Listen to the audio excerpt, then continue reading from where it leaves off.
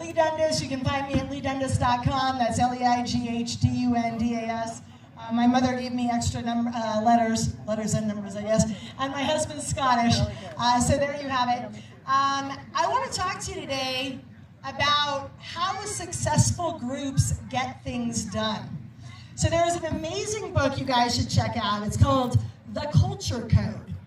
And a friend of mine who I was traveling with when I came back from doing the child brothel work in Thailand, we were in the Bangkok airport, and she goes, "This looks like an interesting book." And I looked at the cover and I'm like, but I didn't really want to hurt her feelings. And I started reading it because if you don't know, the Thailand-LA flight is at best 23 hours.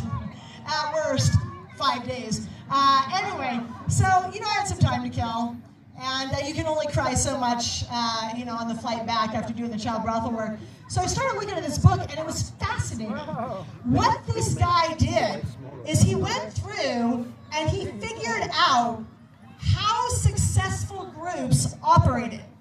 Not just sort of successful groups, but the outliers. The people who had B-rate talent who were winning every damn championship despite the fact they didn't have the best players on the team. The Navy SEAL unit that's taking out Bin Laden because that's how good they are compared to the other Navy SEAL units. The guy who crash lands the airplane and keeps the people alive. So I want to talk to you about 3 of the different things he covers in this book because I just found it absolutely fascinating. So the first thing that he did is he looked at a study that was done. They called it the Bad Apple Experiment. And they had a bunch of people coming off the street. They put them in teams of 4. And they gave them a marketing project to complete.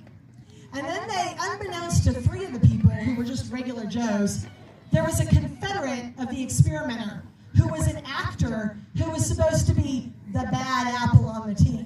And he played one of 3 roles. He was either the antagonistic, asshole-ish jerk, that kind of guy, or he was the slacker. Hey man, I had a really bad night last night.